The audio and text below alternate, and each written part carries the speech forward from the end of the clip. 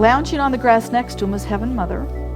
Brother Jesus was standing next to him, and his uncle sat down next to Heaven Mother. Bradley climbed up into Heaven Father's lap. Hello everyone, welcome to another episode of Faith, Hope, and Music. My name is Gaynor Brunson, and in this episode, you're going to hear the account of a little boy's experience of going to the other side. He met with Heavenly Father, Heavenly Mother, and Jesus. And this account is given by Janet Crawford, who happened to be his nurse. She was there by his side when he woke up, and she wrote down in detail the experiences he had on the other side. She sat right here as she was interviewed by my good friend Ken Krogh as she revealed this story. She also has other stories of other patients who went to the other side. So make sure you hit the subscribe and notification button so as I post these videos, you can be notified. Okay, let's get going with the video interview, story of the little boy's near-death experience. Brad was 6. Brad lived in really rural Wyoming. Brad was bored one summer evening and decided it would be really cool if he filled up a soda can with gasoline, lit it on fire, kicked it, and watched it go flaming through the sky. So that's what he did. He filled a soda can full of gasoline, found the matches, lit it on fire, and kicked it, only to have the flaming gasoline drench him. So he ran in a ball of fire into his home. His mother, I could only imagine his mother. Here comes her 6-year-old, a ball of flames. She grabbed the quilt off the couch and rolled him in it and rolled him on the floor to get the flames out. She recognized immediately they were in terrible trouble. So she threw him in they don't have EMS in this rural. Yeah. It's too rural. So she put him in the car and drove 45 minutes to the closest doctor, who was a 70-year-old general practitioner. Now, they don't have those nowadays. Yeah. This was in 93.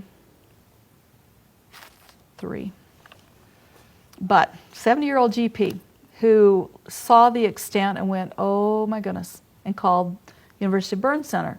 So this is going to be a fixed wing flight because it's far, okay? And it was thundering and storming, and it was an ugly night, one that I really didn't want to go and fly in. Yeah. Okay?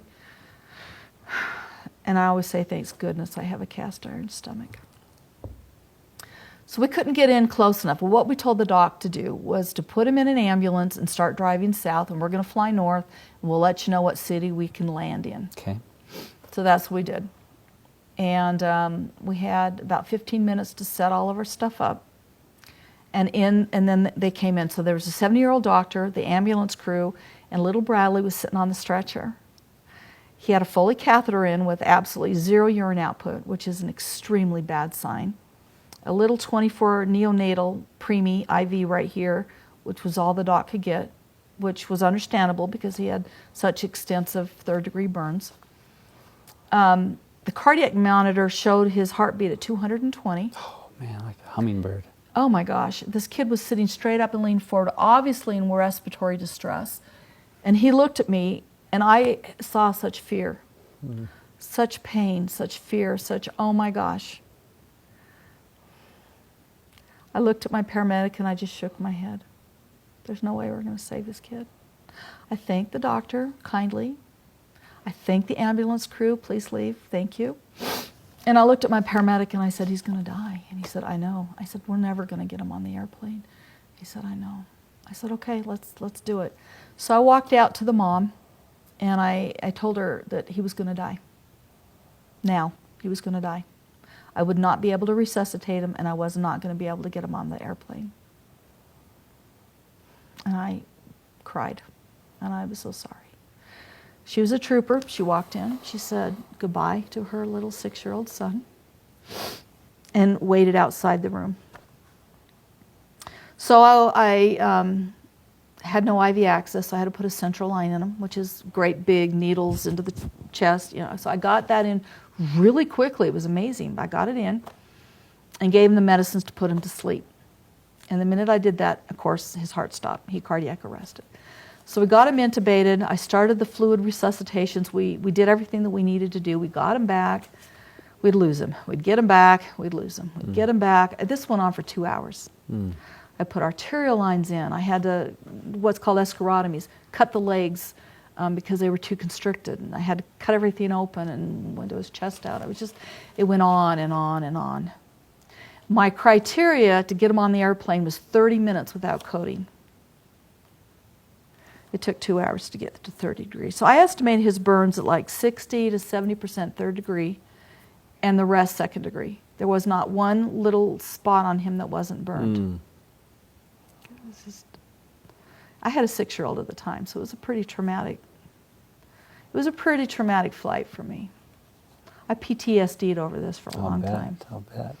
But when I finally got him 30 minutes without arresting, we threw him on the airplane and we went. And it was a thunderstormy night. It was not a fun night. So we kept the resuscitation going all through the flight. It was an 1.5-hour flight on the airplane. Got to the trauma center, and I really thought that kid had died. I really did, because he had cardiac arrested a couple more times in the burn intensive care unit. So I lost track of him because I really had chalked him off as he had died. About 8 weeks later, the charge nurse said, "Are you on duty right now?" And I said, "Yeah."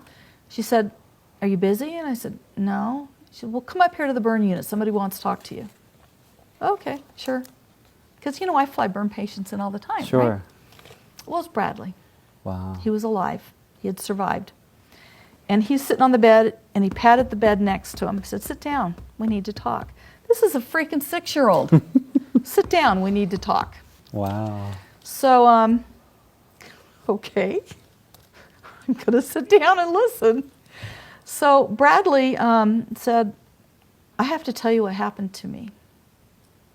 And at 6, he struggled with words to use, and whatnot. But this is what I wrote down on the progress notes in the flight room after he told me this. But he basically said, when I put the meds in to put him to sleep, he left his body and went up to the top of the room and watched everything I was doing. He could describe everything I did perfectly. Wow. To the size of the needle I used. He kept saying, "It was so big." He was just amazing. He said, "And man, you sure swear a lot." Well, I did. Must have been that sailor. Well, I flew with paramedics in Vietnam. Gotta get him to do Pilots. stuff. Yeah. I had learned to swear like a trooper. That's so funny. I still struggle with that to this day because of that. It was terrible. But yeah, I was swearing up here in my head. Interesting. Oh my gosh, I was swearing. I was working too fast with my paramedic. So it wasn't what you were saying. It was all up here. Oh my heavens. It was all in my head. This paramedic that I worked with, him and I worked really well together. We knew what each other was thinking. Yeah. So it was like a dance that we did. Oh my goodness, was I swearing up a storm up here. I was scared to death. Bradley told me how scared I was. And he said, "I'm so sorry to have made you so scared." Gosh, you sure swear a lot. Oh my goodness, it was hilarious. So anyways, he then went through this he described it as a very peaceful, kind of a misty white tunnel, and came out into this brilliant, brilliant white sky, white clouds in the blue sky. He said, "I had 2 angel babysitters." 2 angel That's cute. babysitters. And his uncle, his great uncle, who had died at the age of 8, was there to greet him. A child, somebody he could relate with, yeah. right? And they played hide and seek in the clouds. Huh. And Bradley described what clouds taste like, what they feel like, what they smell like, how fun they are to play. And they played, he said, it seemed like for hours and hours and hours. And then the angel babysitters told them that it was time to go. And they took him to this garden with a really pretty stone bench. And I got to make sure I get this right. So on the bench was Heavenly Father. We called him Heaven Father. Lounging on the grass next to him was Heaven Mother. Brother Jesus was standing next to him, and his uncle sat down next to Heaven Mother. Bradley climbed up into Heaven Father's lap. And Heaven Father gave him the biggest hug. And he said, Janet, when Heaven Daddy hugged me, I felt so much warmth and love and peace. He said, Heaven Father loved me for who I am. He said, not like my Heaven Daddy who gets angry when I do something he doesn't like. He says, Heaven Daddy loved me. And he went on to describe what it felt like to be hugged by Heaven Father. Wow. Then he said that Heaven Father and Brother Jesus decided to have a joke-telling contest. Now this is where I boo-booed. Every joke that Bradley told me I had written down, but I lost the sheet in all the moves. I have lost them. They were hilarious. They were hilarious. So you recorded the jokes. I did. That's awesome. So Bradley, and mind you, he has Job stockings everywhere, right? He put his little hands on his stomach and tried to imitate Heaven Father's laugh, and it sounded like ho, ho, ho, like Santa Claus, right? And he was trying to laugh, but it was hurting him, so he had to stop. But he was telling me these jokes and how funny they were, and everybody was just laughing and having such a good time. That's beautiful. Then he described Heaven Mother to me. And he struggled here because he couldn't find the right words to describe her beauty. He described her smile and the feelings you got with the smile, the love, just sparkling beauty. And he struggled here with the right words. He described her eyes as the most beautiful blue that sparkled. Her hair was a brownish with some red tint highlight to it that just was like silk. And so he kept trying to describe all this, and then he tried to describe her melodic voice and how beautiful that voice was when she told him how much she loved him. So that's incredible. he spent about 20 minutes describing Heaven Mom.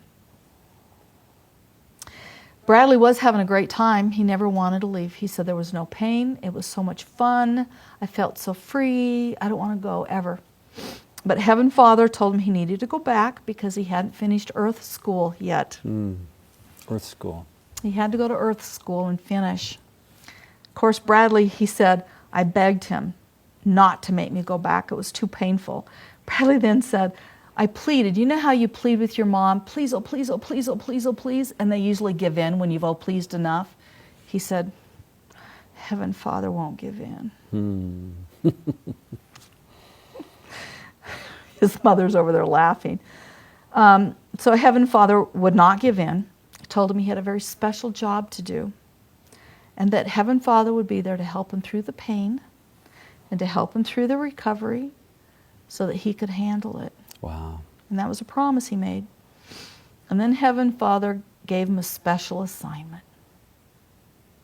He was to go back and tell that nurse, Janet, that she swore too much and she was supposed to stop. And he looked at Bradley and says, don't forget to tell Janet the message from me. So then Brother Jesus took his hand and walked him out of that garden park area back to his body. And so Bradley looked at me and he said, Janet, I've given you the message. Stop swearing. Now, I still talk to Bradley. He still lives up in rural Wyoming. I just talked to him and his mama a couple weeks ago. Oh, that's beautiful. Bradley doesn't remember any of this. It has been wiped from his memory. You know, after a burn, it's a really traumatic recovery. Oh, I'm sure. We have no idea. It's gone. He doesn't remember any of this. So I have agreed to take all of my notes, and I'm going up there this summer. Oh, that's great. And we're having a little reunion. We're trying to find Brent Thompson, the paramedic, but I can't reconnect with him because I was going to take him with. They want him to come too. We want to recreate the picture. Well, if he's out there, maybe we can find him. Maybe we can find him. But I'm going to tell him what he told me that day in the ICU. That's great. From my notes and maybe it'll jog his memory. Yeah, maybe we can send a copy of this for him. Yeah, that would be fun. Thanks, Brad. Really, for real. Thanks.